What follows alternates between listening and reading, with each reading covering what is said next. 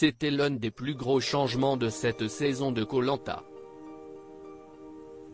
Programme phare du vendredi soir depuis plusieurs années, Koh-Lanta, la légende, a finalement été déplacé au mardi soir pour sa saison All-Star, édition anniversaire pour les 20 ans du programme.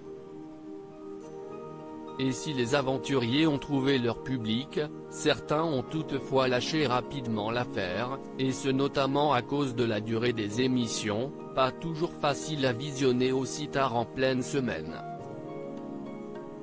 Un choix imposé par TF1 à la production du jeu, afin de remplir des cases, et ce notamment à cause d'absence de production américaine, comme l'a confié Alexia Laroche-Joubert. Toutefois, invitée de Touche pas à mon poste mercredi 15 décembre, la présidente d'Aventure Line Productions a précisé qu'elle avait fait part de son mécontentement auprès de TF1 face à ce choix, et que si elle l'avait su plus tôt, elle aurait tout mis en œuvre pour que Koh-Lanta soit facile à regarder pour le plus jeune public un mardi soir.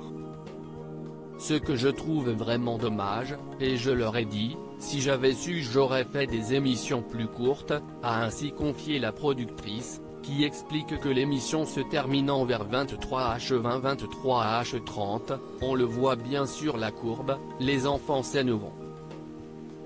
Et je ne trouve pas ça correct par rapport au jeune public, qui est très important chez nous, je trouve ça vraiment dommage, a-t-elle déploré.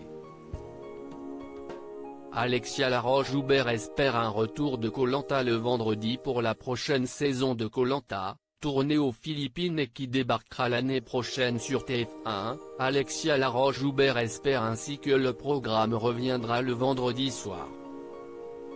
Et sûrement, que celle-ci ne fasse pas polémique, comme ce fut le cas pour la légende, marquée par des tricheries organisées par certains candidats, notamment pour se procurer de la nourriture. Un manquement au code d'honneur du jeu, constaté par un huissier, qui n'a permis à aucun candidat de cette saison All-Star de remporter la victoire, ainsi que les 100 000 € en jeu. Loading Widget.